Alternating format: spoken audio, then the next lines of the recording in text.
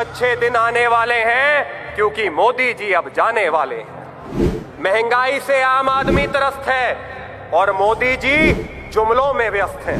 आज petrol pump नहीं है, वो सरकार के लूटने के अड्डे बने हुए हैं। किसान की थाली से अन्न छीन लिया, रोजगार से उसकी रोजगार छीन ली, व्यापारी से उसका कारखाना छीन लिया और गृहिणी से उसकी पूंजी छीन ली। अपने दोस्तों को तो 55,000 करोड़ रुपया देके अंग्रेजों के पास भेज दिया और बिहार के एक किसान को अंग्रेजी में इनकम टैक्स का नोटिस थमा दिया।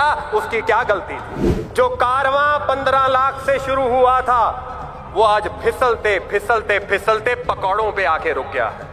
ना खाऊंगा ना खाने दूंगा नारा करने वाले कहते कहते कहते इस देश की अर्थव्यवस्था को ही खा गए। देश ने तो मांगी थी उजाले की फकत की एक किरण, राजा ने हुक्म दिया चलो आग ही लगा दी जाए। ये ऐसी सरकार है जो ना सोचती है और ना ही समझती है। और इस सब की कीमत कौन चुका रहा है?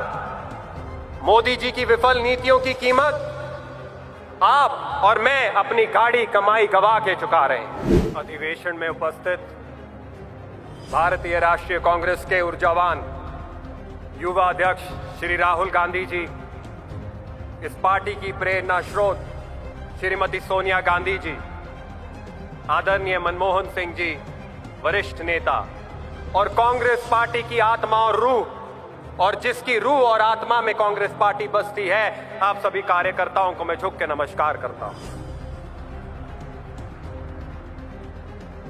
मैं उम्र में बहुत छोटा हूं और तजुर्बे में भी बहुत छोटा हूं, इसलिए अपना भाषण भी छोटा ही रखूंगा। मैंने पहली बार श्री राहुल गांधी को पंजाब के एक शहर जालंधर में टीवी पे बैठे देखा था। मैं 12वीं कक्षा में था। तब राहुल गांधी जी की सिर्फ एक ही बात सुनता था कि उनका एक ही सपना है कि कांग्रेस पार्टी के दरवाजे देश के युवाओं के लिए खोल दें।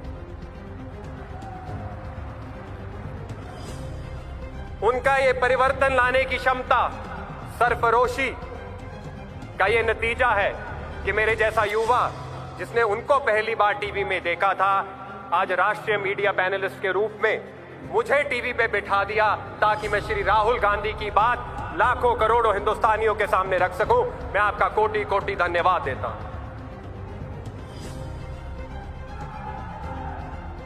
2014 में इस देश की जनता ने जिन आशाओं से, जिस अपेक्षा से मोदी सरकार को जो प्रचंड जनादेश दिया, अगर आज उसको वास्तविकता और जमीनी हकीकत के तराजू में तोला जाए तो एक बहुत बात लिखी याद आ जाती है।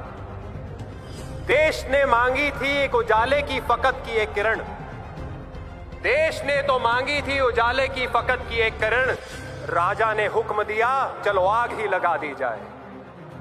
ये पहली सरकार है जिसने अपने अहंकार में विफल आर्थिक नीतियों से हमारे देश का गला घोट दिया, किसान की थाली से अन्न छीन लिया, रोजगार से उसकी रोजगार छीन ली, व्यापारी से उसका कारखाना छीन लिया और गृहिणी से उसकी पूंजी छीन ली। श्रीमती सोनिया गांधी ने हाल ही में कहा था, act first doesn't mean think second. सरकारें सोचती हैं, समझती हैं, फिर करती हैं। ये ऐसी सरकार है जो ना सोचती है और ना ही समझती है। और इस सब की कीमत कौन चुका रहा है? मोदी जी की विफल नीतियों की कीमत आप और मैं अपनी गाड़ी कमाई गवा के चुका रहे हैं। पहले तो इस सरकार ने महंगाई और बेरोजगारी का जख्म दिया, फिर नोटबंदी और बेवक्त जीएसटी से उन जख्मों पे नमक छिड़का और उसका असर मंदी से आज उद्योग जगत पस्त है, महंगाई से आम आदमी त्रस्त है और मोदी जी जुमलों में व्यस्त हैं। यह है इसका नतीजा। ना खाऊंगा ना खाने दूंगा का नारा करने वाले, ना खाऊंगा ना खाने दूंगा नारा करने वाले कहते कहते कहते इस देश की अर्थव्यवस्था को ही खा गए। ये कहां का इंसाफ है मोदी जी? आम आदमी आंकड़ों की जादूगिरी नहीं समझता। वो बड़े बड़े शब्द जीडीपी, जीवीए, इंटरेस्ट रेट, बैंकों का एनपीए नहीं समझता। आम आदमी के लिए अर्थव्यवस्था के सिर्फ 4 स्तंभ होते हैं: रोजगार, तेल की कीमत, दाल सब्जी की कीमत और सिलेंडर की कीमत। जब आदमी अर्थव्यवस्था को तोलता है सिर्फ इन 4 पहलियों पर देखता है। और आज क्या हुआ?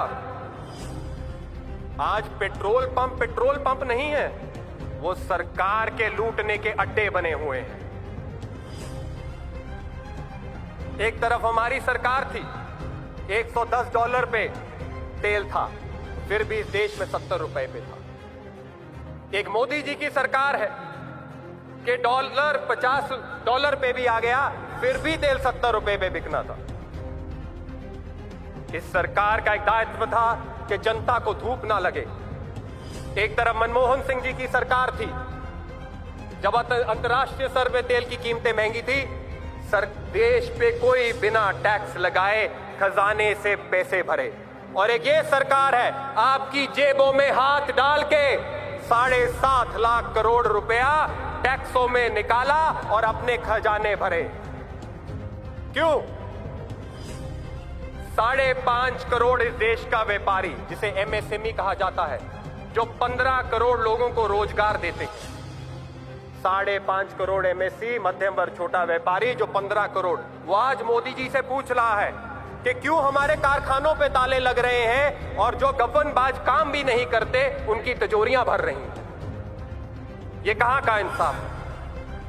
जो कारवां 15 लाख से शुरू हुआ था, वो आज फिसलते फिसलते फिसलते पकौड़ों पे आके रुक गया है। जो कारवां 15 लाख से शुरू हुआ था, वो फिसलते फिसलते पकौड़ों पे आ गया है। ये क्यों? मोदी जी अपने दोस्तों को तो 55,000 करोड़ रुपया देके अंग्रेजों के पास भेज दिया, और बिहार के एक किसान को अंग्रेजी में इनकम टैक्स का नोटिस थमा दिया। उसकी क्या गलती थी? एक गृहिणी पूछ रही है कि कमल का फूल क्या मेरी इतनी बड़ी भूल है कि जो सिलेंडर कभी 350-400 रुपए में होता था, आज मैं वो 700 रुपए में क्यों खरीद रही हूं?